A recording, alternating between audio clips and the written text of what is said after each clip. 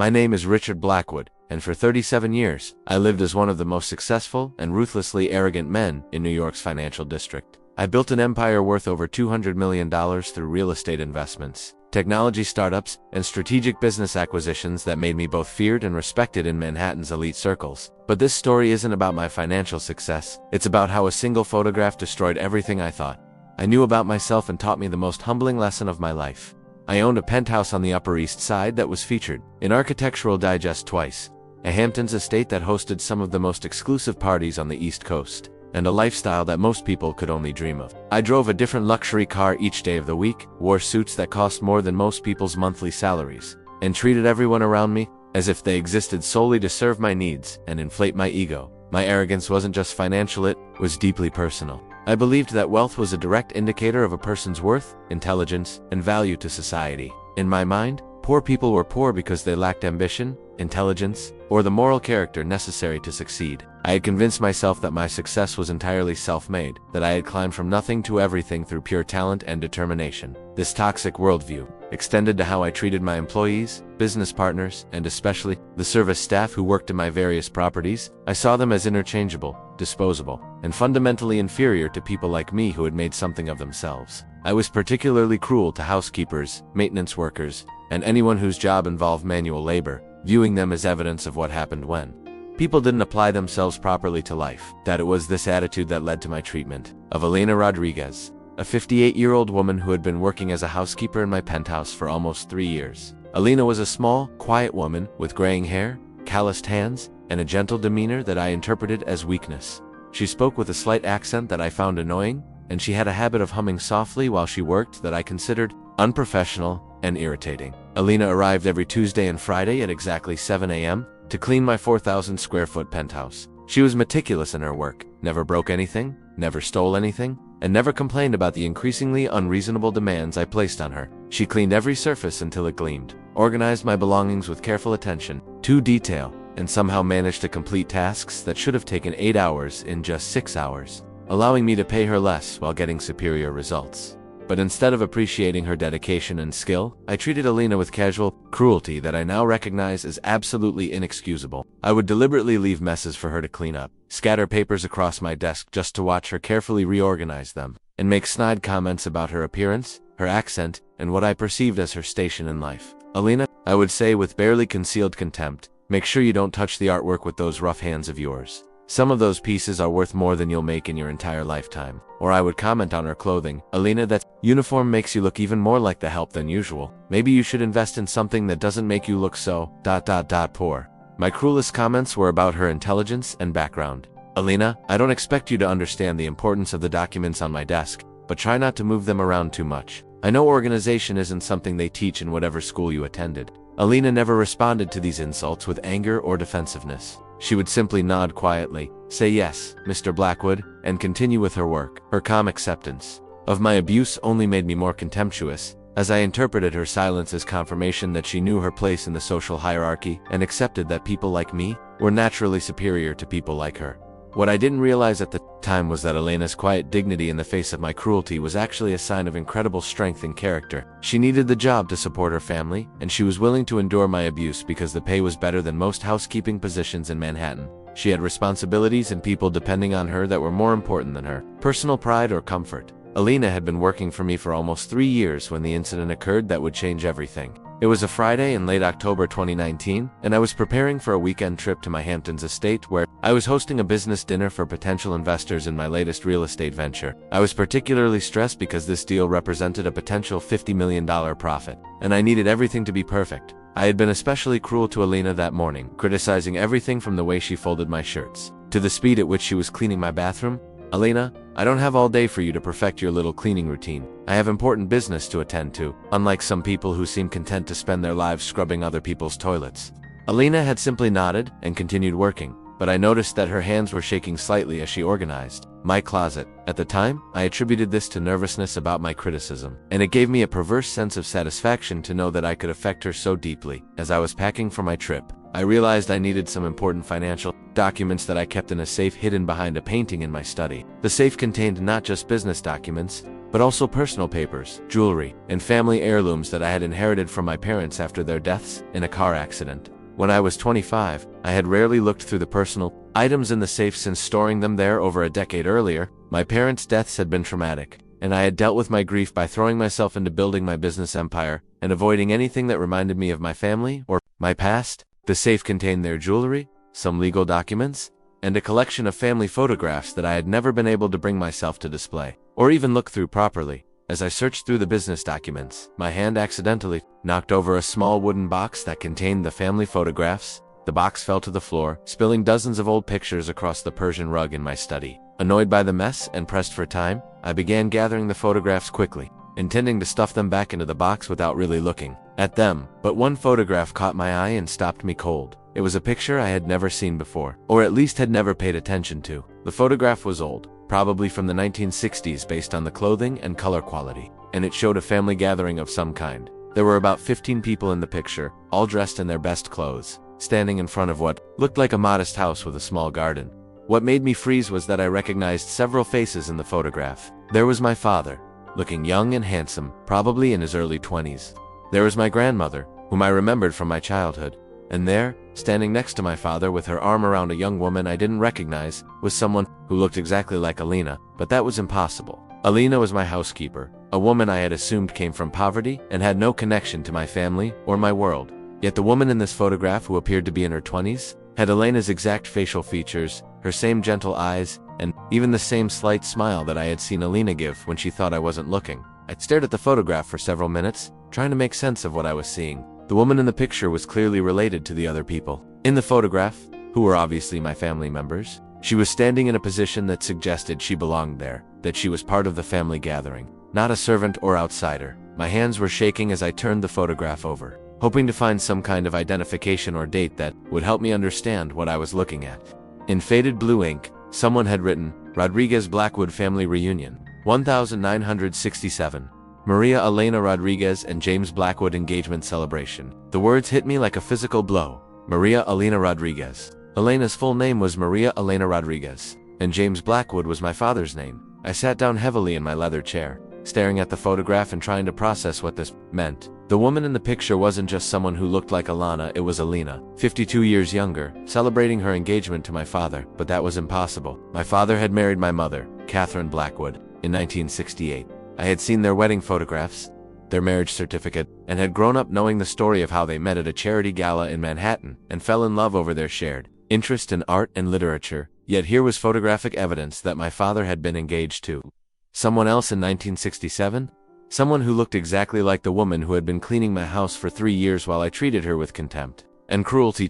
My mind raced through possibilities. Maybe this was Elena's sister, or her mother, or some other relative who had been involved with my father before he met my mother. Maybe the engagement had been broken off, and my father had moved on to marry my mother instead. Maybe this was all some kind of coincidence or mistake, but even as I tried to rationalize what I was seeing, I knew in my gut that the woman in the photograph was Elena herself.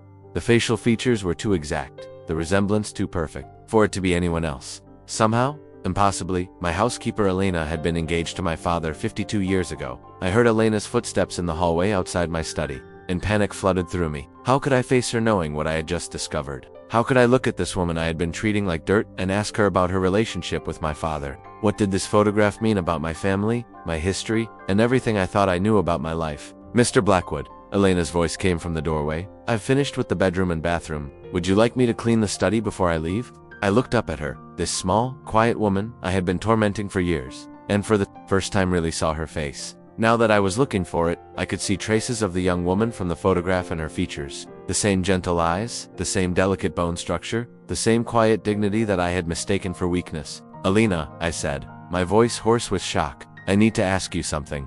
She stepped into the study, her expression concerned. Yes, Mr. Blackwood. I held up the photograph with trembling hands. Do you know anything about this picture? Elena looked at the photograph, and I watched as her face went completely white. Her eyes widened, her mouth opened slightly, and she gripped the doorframe as if she might fall. Where did you find that? She whispered. It was in my father's papers. Elena, is this you? Were you ... Were you engaged to my father? Elena stared at me for a long moment, tears beginning to form in her eyes. When she finally spoke, her voice was barely audible. Richard, she said, using my first name for the first time in 3 years. there's something I've been trying to tell you for a very long time." The world seemed to stop spinning as I waited for her answer, knowing that whatever she said next would change everything I thought I knew about my life, my family, and the woman I had been treating as less than human for the past 3 years. Elena stood in the doorway of my study, tears streaming down her face as she looked at the photograph that had just destroyed my entire understanding of reality. The silence stretched between us for what felt like hours, though it was probably only seconds. As I waited for her to explain how she could possibly be the young woman in my father's engagement photo, "Please sit down, Richard," Elena said softly, gesturing to the chair across from my desk. "This is going to be very difficult for both of us." I remained standing, clutching the photograph, my mind reeling with questions and possibilities that I wasn't sure I was ready to hear answered. "Elena, I need you to tell me right now, is this you in this picture? Were you engaged to my father?" Elena wiped her eyes with the back of her hand and took a deep breath. "Yes, Richard, that's me. I was engaged to your father, James Blackwood. In 1967, we were planning to be married in the spring of 1968. The confirmation hit me like a physical blow. I sank into my chair, staring at this woman I had treated with such cruelty, trying to reconcile the image of her as my father's fiancée with the reality of how I had been treating her for 3 years. "But that's impossible," I said, my voice barely a whisper. "My father married my mother in 1968. I've seen their wedding pictures, their marriage certificate. How could he have been engaged to you?" Elena's expression was filled with a sadness so deep it seemed to emanate from her very soul. "Your father did marry your mother, Richard, but not because he stopped loving me. He married her because I made the most difficult decision of my life and walked away from him." "Why? Why would you walk away from someone you loved?" Elena moved slowly to the chair across from my desk and sat down, her hands folded in her lap. "Because I loved him too much to destroy his future. Because I understood something that your father, in his youth and passion, couldn't see at the time." She paused, gathering her thoughts, and I could see the pain of 50-year-old memories playing across her face. "Your father and I met in 1966. When I was working as a translator for a law firm that handled some of his family's business affairs. I had just graduated from Columbia University with a degree in linguistics. I spoke 5 languages fluently and was working my way up in the legal field. This revelation stunned me. "You went to Columbia? You're a linguist." I was. Yes, I had scholarships, worked multiple jobs, and graduated summa cum laude. I was ambitious, intelligent, and had dreams of becoming an international lawyer. When I met your father, I thought I had found someone who saw me as an equal, someone who valued my mind and my heart. Elena's voice grew softer as she continued. James was different from other wealthy men I had encountered. He was kind, thoughtful, and genuinely interested in my opinions and ideas. We would spend hours talking about literature, politics, and our dreams for the future. He made me feel like my background didn't matter, like love could overcome any social barriers. "So what happened? Why didn't you marry him?" Elena's eyes filled with fresh tears. "Because I met his family, Richard. I met your grandparents, your father's social circle, and I saw how they looked at me. I realized that no matter how much your father loved me, I would always be the poor Mexican girl who had trapped their golden boy." The words hit me like a slap. I had never thought of Elena as Mexican, had never bothered to learn anything about her background or heritage. To me, she had just been the help, a person whose personal history was irrelevant to her function in my life. "Your grandmother was particularly direct about her feelings," Elena continued. "She told me that I was a sweet girl, but that I needed to understand that some marriages were about more than love. She said that your father had responsibilities to his family name, his social position, and his future children that I couldn't possibly understand." What did she mean by that? She meant that marrying me would damage your father's reputation, his business prospects, and his standing in society. She was right, Richard. In 1967, interracial marriages were still illegal in many states. A wealthy, white man marrying a Mexican woman from a working-class family would have been scandalous in your father's social circles. Elena stood up and walked to the window, looking out at the Manhattan skyline. "Your grandmother offered me money to leave your father, a substantial amount enough to pay off my student loans, help my family, and start a new life somewhere else, but it wasn't the money that convinced me to leave." "Then what was it?" "It was seeing your father's face when his family confronted him about our relationship. I saw the conflict there, the pain of having to choose between the woman he loved and the family and social position that had defined his entire life. I realized that no matter what choice he made, he would lose something precious." Elena turned back to face me, and I could see the weight of decades of regret in her expression. "So I made the choice for him. I told him that I had realized we were too different, that I wanted different things from life, and that I thought we should end our engagement. I lied to him, Richard, because I loved him too much to let him sacrifice everything for me. But surely he didn't just accept that. If he loved you, he fought for me," Elena said with a sad smile. "He came to my apartment every day for weeks, begging me to tell him what had really changed, promising that we could work through any problems. He offered to elope, to move away from New York, to give up his inheritance if necessary. And you still said no." I said no because I could see what it was costing him. Every day he spent fighting for our relationship was another day he was torn away from his family, his business responsibilities, and the life he had been raised to live. I knew that even if we married and were happy for a while, eventually he would resent the sacrifices he had made, and I knew that I would spend my entire marriage wondering if I was worth those sacrifices. Elena sat back down, her voice growing even quieter, so I broke his heart to save his future.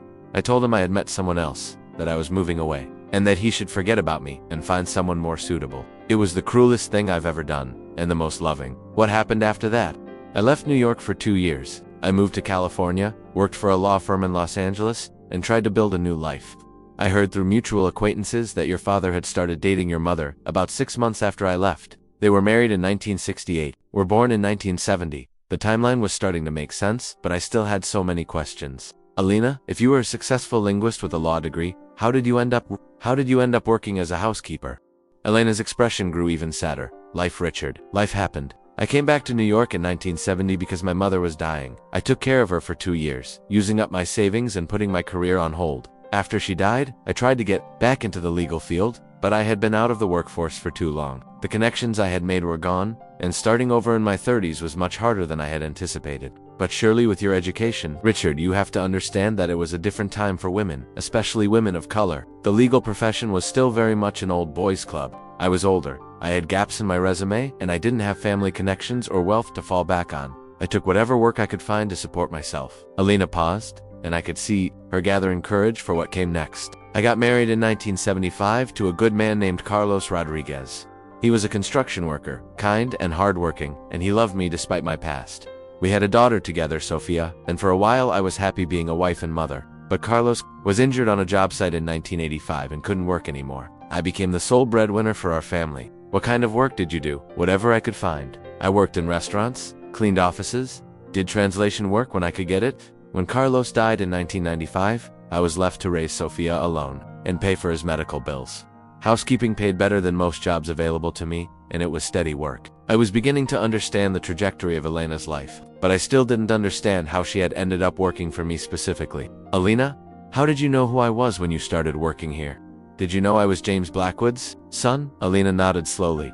I knew exactly who you were, Richard. I had been following your father's life from a distance for years. I knew when you were born, when you graduated from college, when you started your business. I knew when your parents died in that car accident, and I grieved for them, man, for you. Then why did you take the job? Why would you want to work for the son of the man you had loved and lost? Because I wanted to know you, Elena said simply. You were James's son, and in some small way, you were a connection to the life I might have had. I wanted to see what kind of man you had become, what parts of your father lived on in you. The weight of this revelation was staggering. For 3 years, Elena had been working in my home, enduring my abuse and contempt. All because she had loved my father and wanted to maintain some connection to his memory through me. Elena, I don't understand. If you loved my father, if you wanted to know me, why didn't you ever tell me who you were? Why did you let me treat you so terribly? Elena's expression grew pained. Because I saw very quickly what kind of man you had become. Richard, I saw your arrogance, your cruelty, your belief that wealth made you superior to other people. I realized that you were nothing like your father, and that telling you about our past would only give you another reason to look down on me.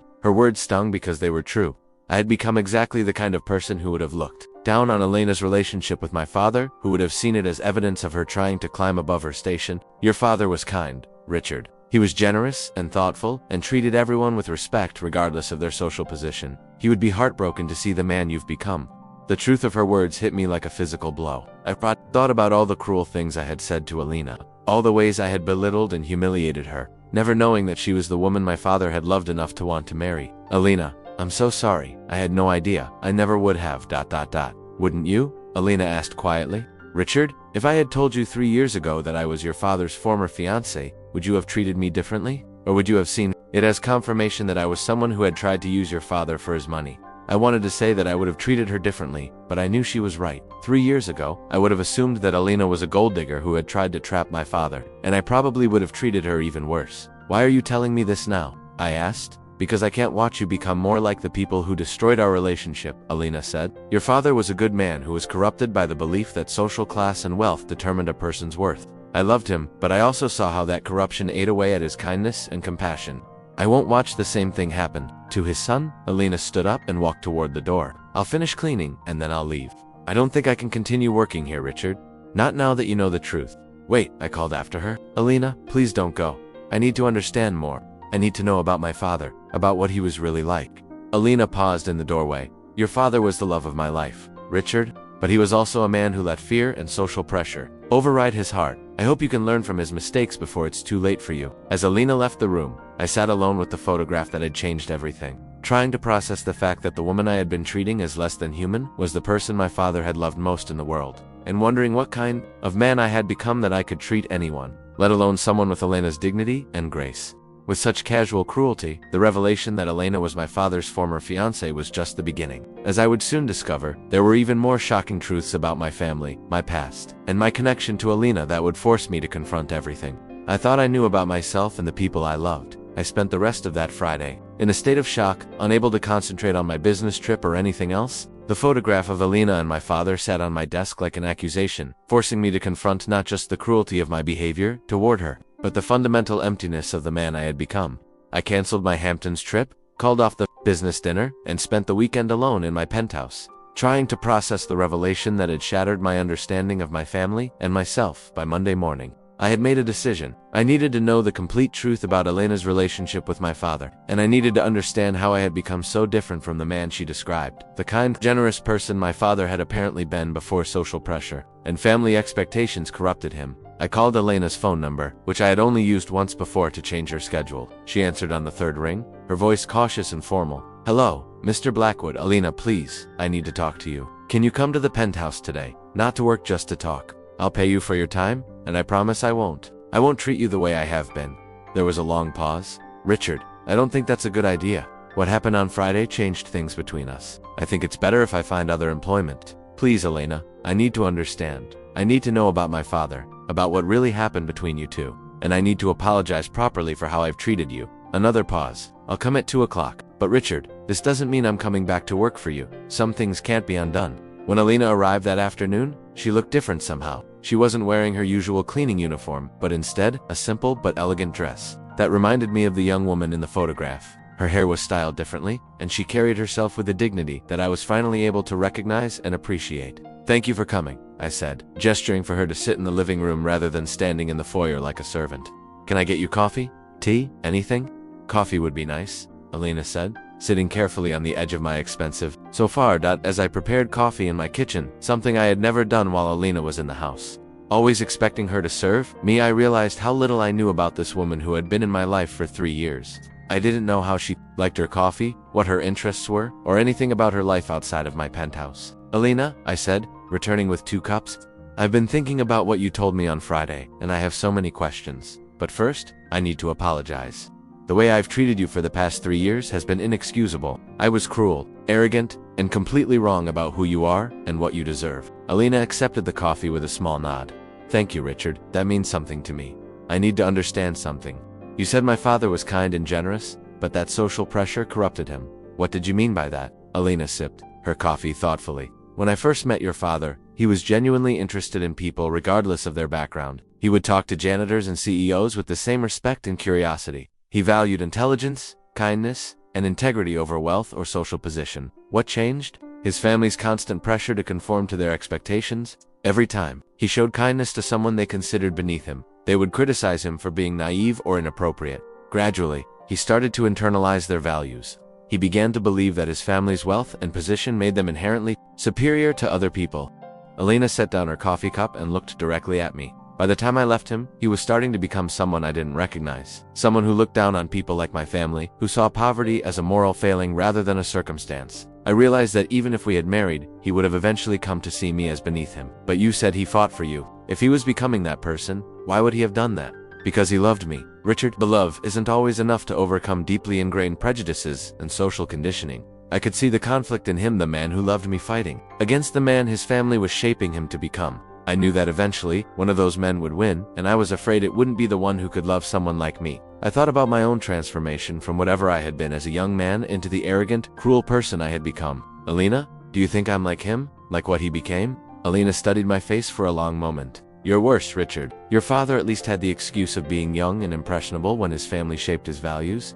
You've had 37 years to develop your own moral compass, and you've chosen cruelty and arrogance. You've chosen to believe that your wealth makes you superior to people who work hard and struggle to survive. Her words stung, but I knew they were true. How do I change? How do I become the kind of person my father was before he lost himself? I don't know if you can, Elena said honestly. Change requires humility, empathy, and a willingness to admit that everything you've believed about yourself and other people might be wrong. It requires giving up the sense of superiority that has defined your identity for decades. We sat in silence for several minutes, and I found myself really looking at Elena for the first time. She was beautiful in a way I had never noticed, not just physically, but in her quiet strength, her dignity, and her ability to maintain her grace despite everything she had endured. Elena, can you tell me more about my father? About what he was like when you loved him? Elena's expression softened. He was curious about everything.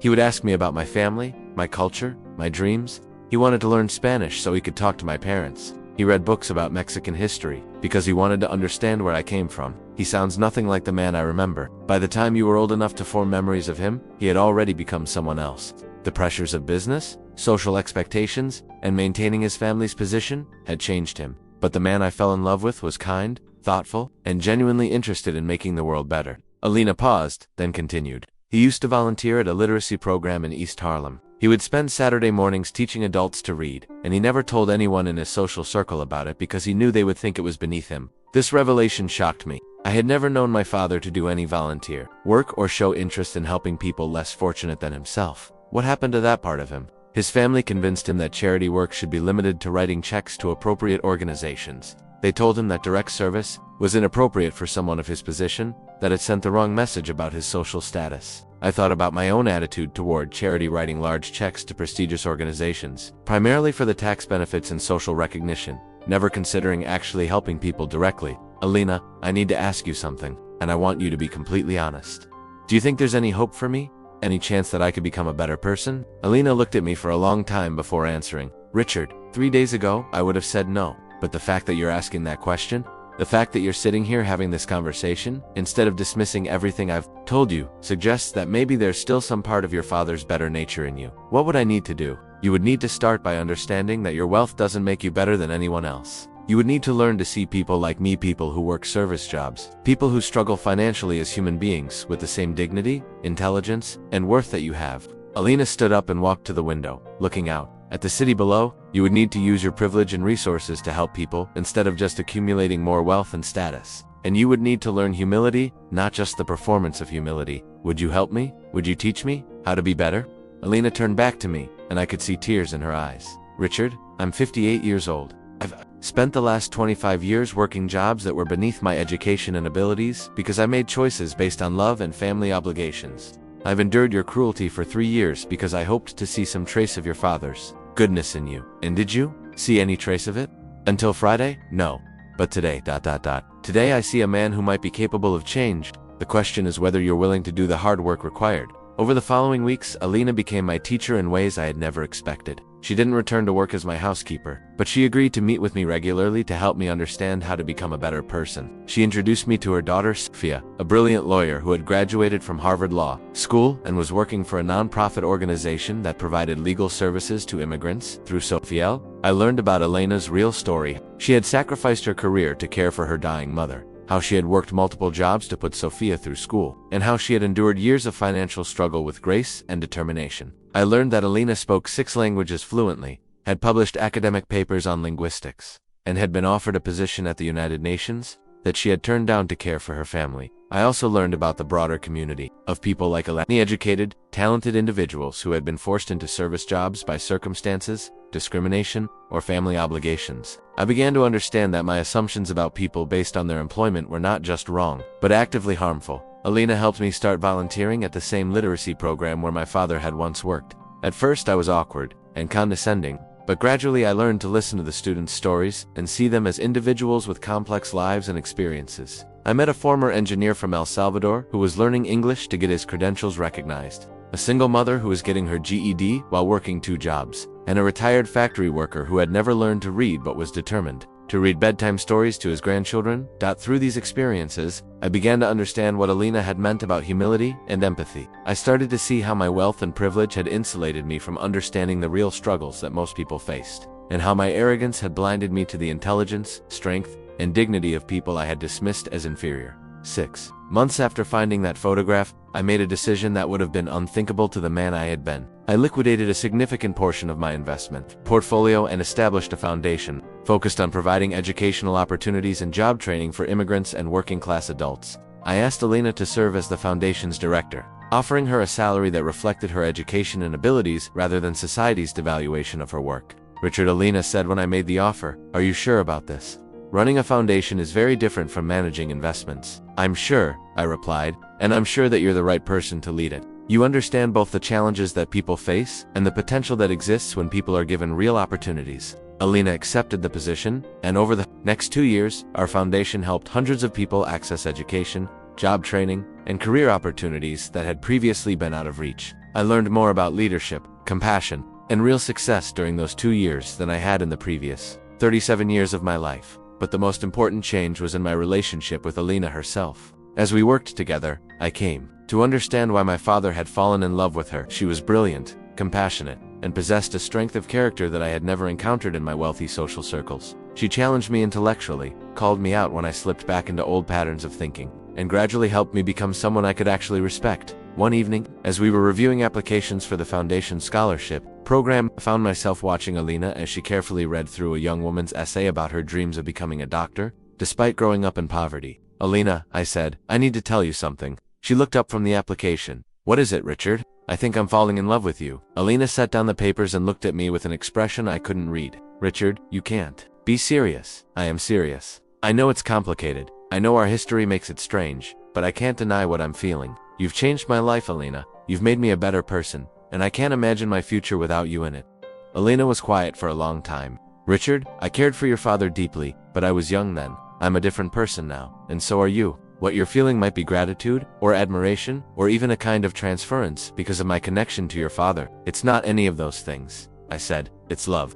Real love, based on knowing who you really are and respecting everything you've accomplished and endured." Elena stood up and walked to the window, the same gesture she had made in my penthouse 2 years earlier. "Richard, even if what you're feeling is real, we can't ignore the fact that you spent 3 years treating me terribly. We can't ignore the power imbalance between us, or the fact that I'm 21 years older than you. None of that matters to me. It should matter to you," Elena said firmly. "A real relationship requires equality, respect, and shared values. We're still working on building those things between us." Over the following months, Elena and I continued to work together, and gradually our relationship evolved into something deeper than professional collaboration or even friendship. We discovered that we shared interests in literature, art, and social justice. We found that we could talk for hours about everything from philosophy to family to our dreams for the Foundation's future. Most importantly, I learned to see Elena, not as my father's former fiancée, or as someone I needed to rescue or redeem myself through, but as an extraordinary woman who had chosen to give me a chance to become better, despite having every reason to write me off as hopeless.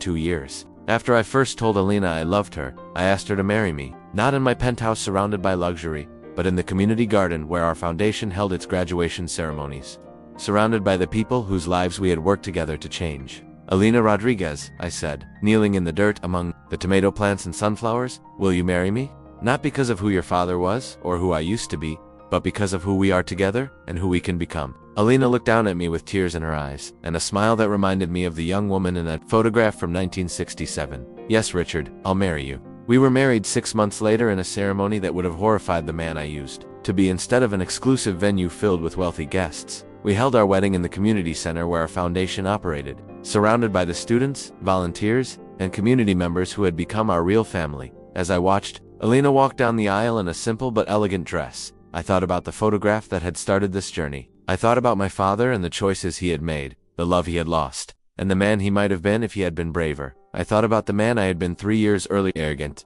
cruel, and empty despite all my wealth and success. And I thought about the man I was becoming, someone who would learn that true worth comes not from what you accumulate, but from what you give. Not from how you're served, but from how you serve others.